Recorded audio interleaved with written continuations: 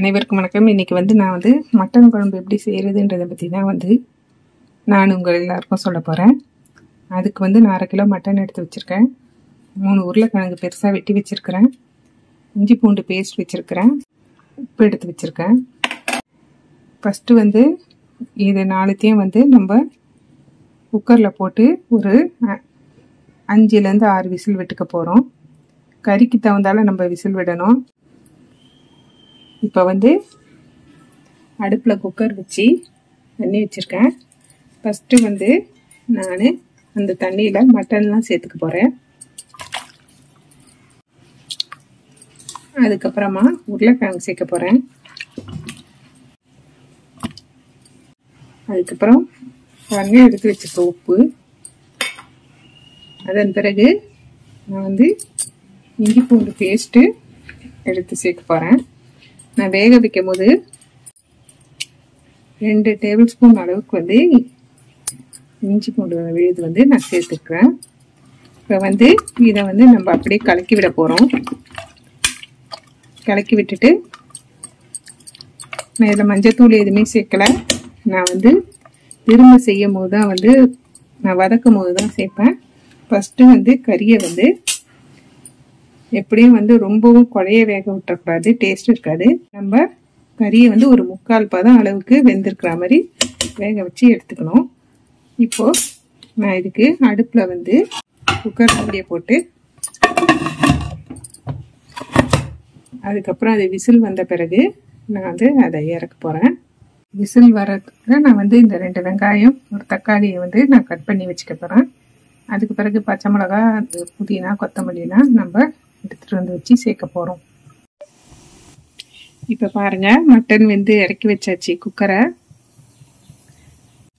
இப்போ அடுப்பில் பாத்திரம் வச்சு எண்ணெய் ஊற்றி வச்சுருக்கேன். இது பார்த்தீங்கன்னா பட்டை, கிராம்பு, ஏலக்காய் எல்லாருக்கும் 2 ஏலக்காய், 4 கிராம்பு, 2 பட்டை எல்லாம் எடுத்து வச்சுருக்கிறேன். சோம்பு ஒரே ஒரு நட்சத்திர சோம்பு எடுத்து வச்சுருக்கேன்.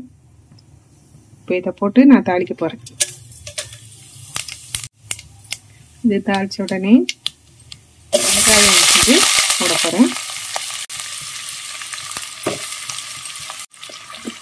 வெங்காயம் நல்லா ப்ரௌன் கலராக வதக்கணும்.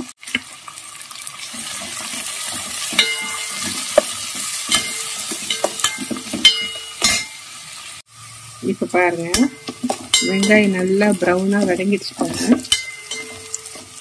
இந்த ஸ்டேஜில் நான் கொஞ்சம் புதினா சேர்க்குறேன். திரும்பவும் நான் இஞ்சி பூண்டு பேஸ்ட்டு சேர்க்க போகிறேன். பாருங்கள், ஏற்கனவே நான் 2 ஸ்பூன் அளவு சேர்த்துருந்தேன். இப்போ மறுபடியும் ஒரு 2 ஸ்பூன் அளவுக்கு நான் சேர்க்குறேன்.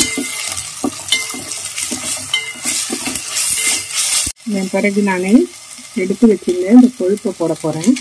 இந்த கொழுப்பை குக்கரில் போட்டு வேக வைக்கக்கூடாது. குக்கரில் போட்டு வேக வச்சிங்கன்னா இந்த கொழுப்பு அப்படியே கரைஞ்சி போயிடும். நீங்கள் எடுத்து சாப்பிட்றதுக்கு இந்த கொழுப்பு இருக்காது. அதுக்கு பிறகு பார்த்தீங்கன்னா வெட்டி வச்சுருக்க தக்காளி, கருவேப்பிலை, பச்சை மிளகாய் இதெல்லாம் சேர்த்துக்கேன். பாருங்க, கொழுப்பு உருகி வருது பாருங்க. இப்போ பாருங்க, நான் இப்போ எடுத்து வச்சுருக்கிற மிளகா பொடி எல்லாத்தையும் சேர்க்க போகிறேன். மிளகா 3 ஸ்பூன் அளவுக்கு எடுத்து வச்சுருக்கேன். கறி மசாலா 2 ஸ்பூன் எடுத்து வச்சுருக்கேன். கரம் மசாலா எடுத்து வச்சுருக்கேன். அதுக்கப்புறம் மஞ்சள்தூள் எடுத்து வச்சுருக்கேன். இப்போ நான் இதை எல்லாத்தையும் இதில் ஆட் பண்ணுறேன்.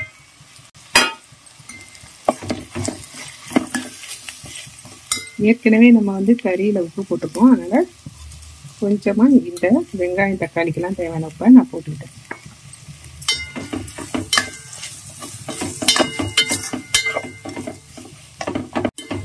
ஆயில் அதிகமாக ஊற்றிருந்தேன்னா இந்த மாதிரி வராது. ஆயில் மசாலா குறைச்சி தான் ஊற்றுவேன். பாருங்கள், இந்த ஸ்டேஜில் நான் எடுத்து வச்சுருக்க தயிர் ஊற்றுறேன். ஒரு 75-50 கிராம் இருக்கும்.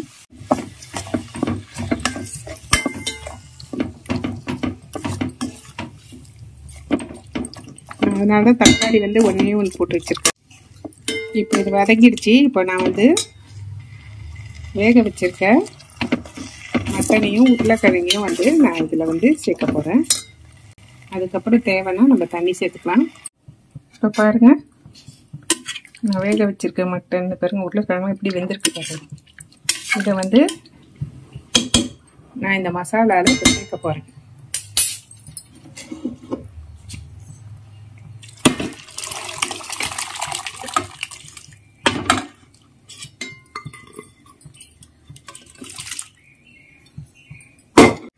பாருங்க, மசாலாவில் சேர்த்துட்டேன். இப்போ வந்து இந்த குழம்பு கொதிக்க விட போகிறோம். இந்த குழம்பு கொதிச்சுன்னு இருக்கும்போது நான் வந்து கசகசாவும் தேங்காயும் வச்சு அரைச்சிட்டு வர போகிறேன். மூடி வைக்க போகிறேன். நான் மூடி வச்சு நல்லா கொதிக்க விட போகிறேன். பாருங்கள், குழம்பு கொதிக்க ஆரம்பிச்சிச்சு. இப்போ நான் வந்து இதை மூடி போட்டு கொதிக்க விட போகிறேன். குழம்பு கொதிக்கிறதுக்குள்ளே நீங்கள் மூடிடக்கூடாது, ஏன்னா அடியில் போய் காந்த ஆரம்பிச்சிடும். அதுக்கப்புறம் தேங்காய் அரைச்சிட்டு வந்து பிறகு காட்டுறேன். இப்போ பாருங்கள், நான் வந்து 1.5 கை அளவுக்கு வந்து தேங்காயும் ஒரு 3 ஸ்பூன் கசகசா எடுத்து வச்சுருக்கேன். இப்போ இதை அரைச்சிக்கிட்டு வர போகிறேன். கடைசியாக தூவுறது கொத்தமல்லி எடுத்து வச்சுட்டு குழம்பு ஓப்பன் பண்ண போகிறேன்.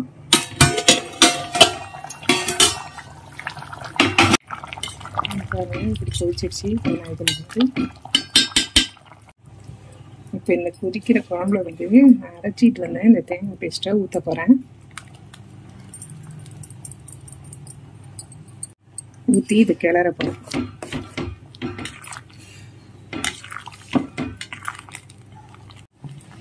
இப்போ தேங்காய் ஊற்றியாச்சு. தேங்காய் ஊற்றி நல்லா கிளறி விட்டுட்டு திரும்பவும் நான் கொதிக்க வைக்க போகிறேன். அதுக்கிடையில் வந்து நான் கொத்தமல்லி தழை தூவிடுறேன். இப்போ நல்லா கொதித்து இறக்கும் போது நான் உங்களுக்கு காட்டுறேன்.